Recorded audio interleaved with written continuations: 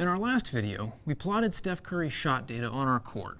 Let's now take the 2016 season for the NBA's Golden State Warriors and explore Curry's shooting in more depth. First, let's analyze Curry's shooting distances. Shot distance is one of the columns in our data set, measured by the number of feet Curry was from the basket when he took each shot, and ranging anywhere from 0 to 39 feet. We can easily begin by just creating a column chart. Dragging shot distance onto the axis and dragging our total field goals attempted measure onto the value.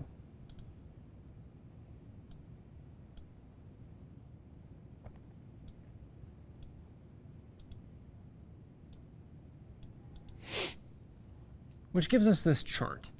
And this opens up some cool possibilities, because then we can click on the value 25 in our column chart and watch as it filters our scatter chart to just the jump shots that Curry took 25 feet away from the basket.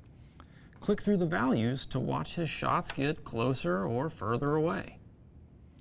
This is great, but I want to group these distances into a set of ranges so I can see all of the close range shots together, like dunks and layups, and maybe compare those to his mid-range jumpers and floaters, and expand the comparison to his long-range three-point jumpers. To create ranges like that, we're going to use a feature in Power BI Desktop called grouping. Start by going to your Fields pane and right-clicking on the Shot Distance field to bring up our menu of options. Then look down until you find the option for New Group and click it. This will bring up a window where we can establish our new group. First, we're going to name our new group Shot Distance. Next, there are two group types we can choose from. The first group type is bins, and it divides our data into equally sized groups. This means if I set my bin size to 7, Power BI will take the first 7 values in our shot distance column and group them together. Then it will move on to the next 7 and group those together, and the next 7, and so on, until there are no ungrouped values remaining. It's quick and easy. Alternatively, we can use a second group type called lists. With lists, we can specify which values should go into which groups. For example, I can group all of the shots from 0 to 4 feet together for the really close-ups, and then do a range of 5 to 12 for medium range shots, 13 to 22 for longer, and then 23 and up for the truly long range shots. These groups are not equally sized like the bins were. I want us to do a list group here because it will allow us to be very specific about our shot ranges. The three-point shot line in the NBA is about 23 feet from the basket, so I want to have a grouping of three-point shots where our distances are greater than or equal to 23 feet. Then we'll group the remaining shots into other buckets. When we select the list type, our screen changes, so we have two columns. Our ungrouped values on the left, which consists of all the distinct values in our shot distance column, and the grouped values on the right, which is empty because we haven't created any groups yet. To start creating groups, all we need to do is shift-click on rows in the left box and then click the Group button to group them together. Then we can rename our groups. These groups sort alphabetically, so we're going to give them names that will ensure they sort in the order we want to see them. So for the first one, we'll do 0 to 4 feet.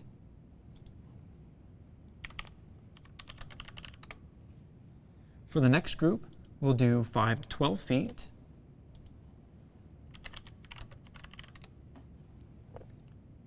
For our third group, we'll do 13 to 22 feet. And for our final group, we'll do 23 plus feet.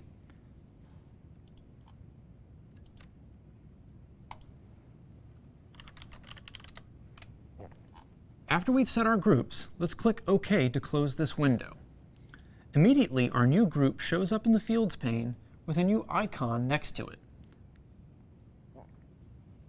Next, let's create a new table on page 2 to the left of our shot chart and add 4 columns to it: shot distance, total field goals attempted, total field goals made, and total field goal percentage.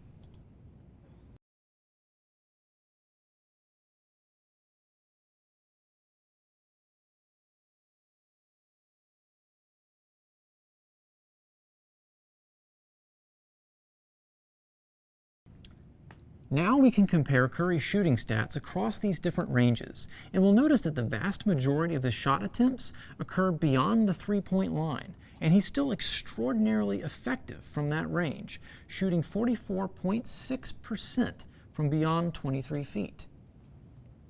For comparison, the NBA average that season for three-point shooting was 35%. We can then select these rows in our table to filter the other visuals on our page by these groups we created. To round out this page, let's add a couple of card visuals above our bar chart to display. Card visuals are barely visuals at all. They just display a single aggregated value alongside a text label that tells you what it is, like if you wanted to highlight the number of days remaining until a key deadline arrives, or if you want to display the name of the highest ranked salesperson in your organization. Cards are simple, but they're a great way to display a single measure or value that is important to our analysis. In this case, we'd like to know Curry's median shot distance and his longest shot distance. So let's drop two cards on our page by finding and selecting the card visual from our visualizations pane. It looks like a little white box with the numbers 1, 2, 3 in it. Next, let's create two explicit measures. Let's create these in our data view, and then we'll go to the model view so we can group the new measures into the metrics display folder. The first measure we're going to create is median shot distance.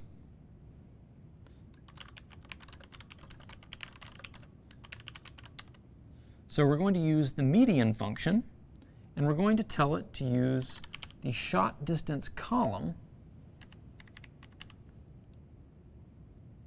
in feet.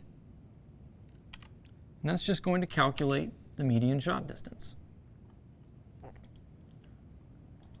We'll add another measure for the longest shot distance. So we'll call that longest shot distance. And this time we're going to use a DAX function called max.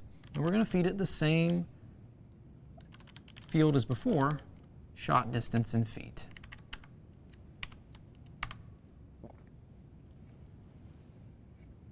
Once we've added two blank cards, let's drag our new measures onto each one. I need to add the new measures we just created to our metrics table, so I'll go to our model view and select both measures, and then go to the display folder property and type in metrics. This will add them to the metrics table. Now we go back to our report editor. We're ready to keep going. Let's drag our new measures onto each of our new cards.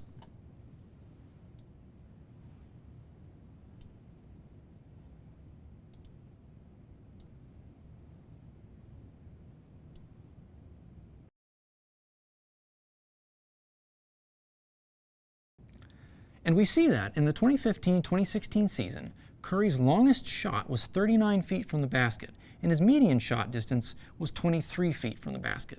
Considering the number of long-distance shots Curry takes, it shouldn't come as a surprise that his median is so high. Cards are so simple, but they can be a key part of a well-designed report.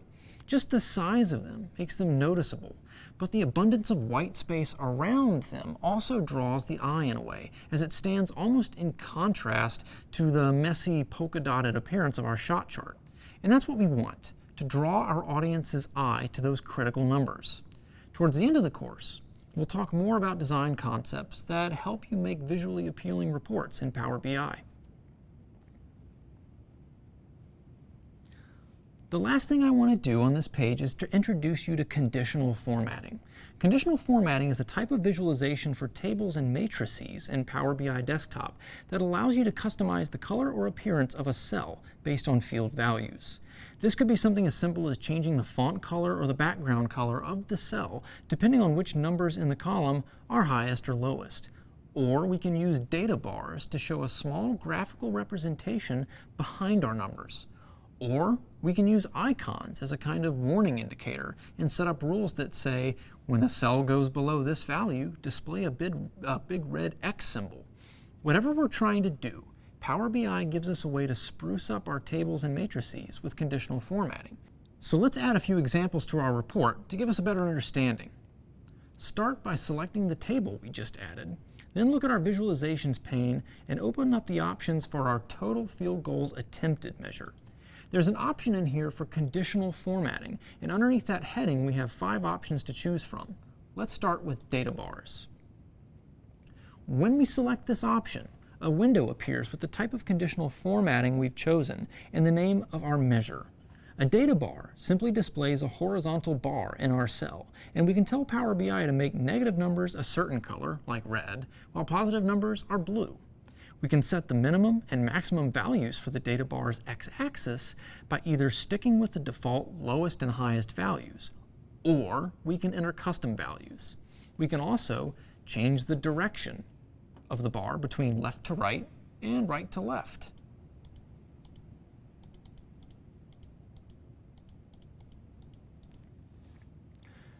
For this, let's just make our positive bar a lighter shade of blue and make the negative bar yellow, and change our axis color to a very light gray.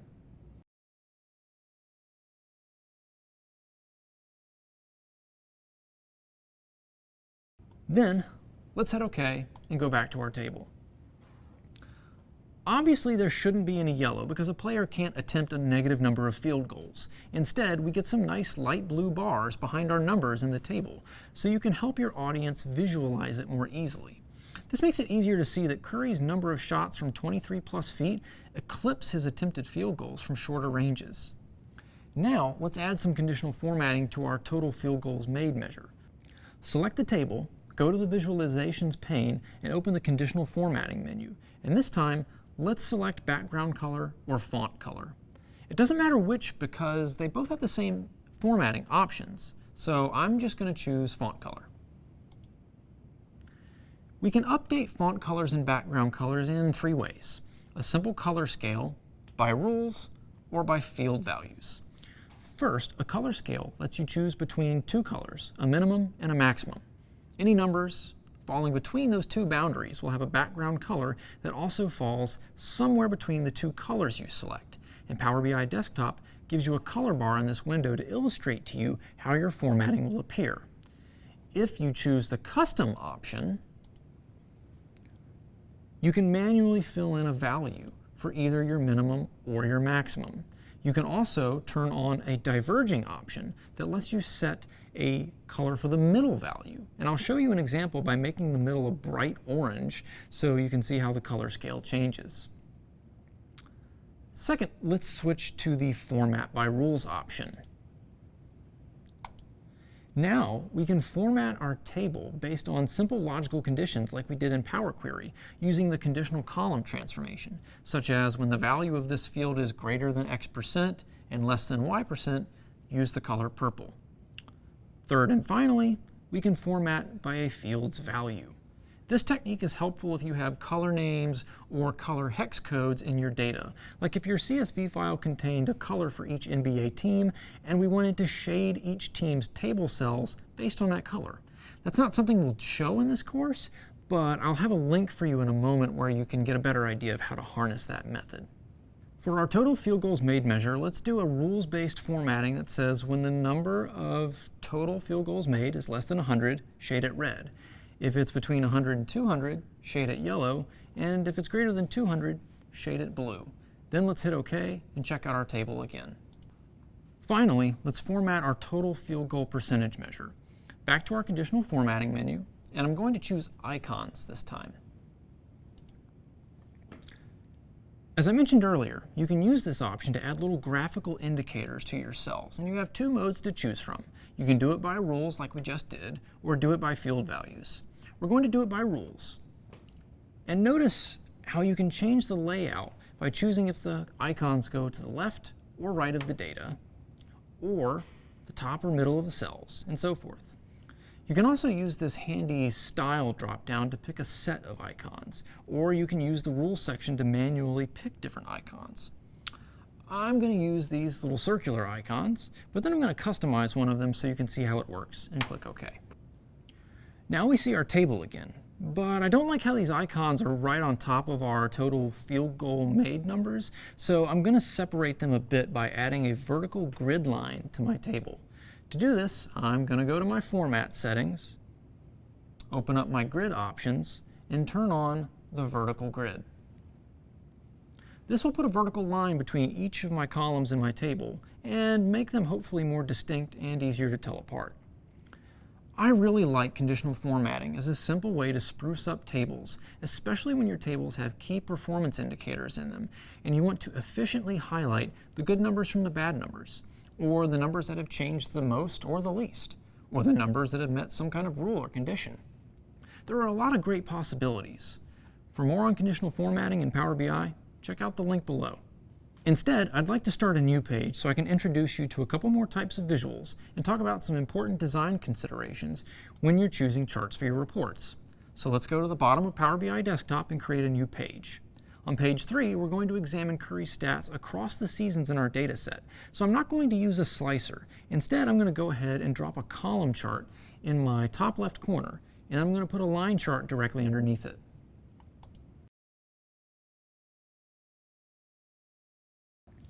Line charts function a lot like column charts. They just visualize the data a little differently. On our column chart, we have these prominent columns that start at the x-axis and reach all the way up until they reach the point on the y-axis where they need to be. Whereas the line chart just connects these points with a line to give a better sense of the continuity between them. Using a line chart can also make it easier to interpret the increase or decrease of something over time. On both of these charts, I'm going to add the season field to the axis, and then I'm going to drop our median shot distance measure into the values.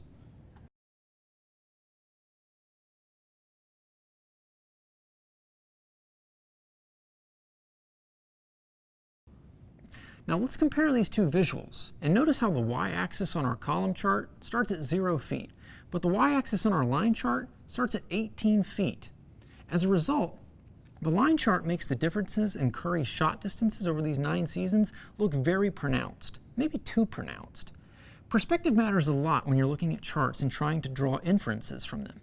His median shot distance has definitely increased over the years, but the line chart's perspective is so narrow that it exaggerates the increase.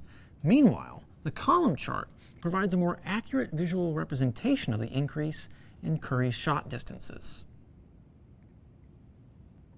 Data visualizations can deceive us, either intentionally or unintentionally. Numbers don't lie, but charts can visualize those numbers in a way that skew our perspective or omit key information. Using a similar example to what we just visualized in Power BI, take a look at this chart that was broadcast several years ago by a major US news channel. I won't say which one. I recreated this chart in Excel to keep them from coming after me. It shows the number of US Census respondents on welfare versus those with a full-time job. The y-axis is severely truncated, making it look like there's an enormous gap between these two populations. This is how this particular news channel chose to present this data. If we take that exact same data and plot it in Excel with a y-axis starting at 0, we get a more accurate picture of the differences in these two populations, and we see that it's not so dramatic after all. There are many examples of data visualizations out there in our society that are deceptive. Sometimes it's just caused by carelessness and someone not thinking critically about what their chart says. That's why I want to teach good practices in this course and show you these examples so you can avoid the same mistakes.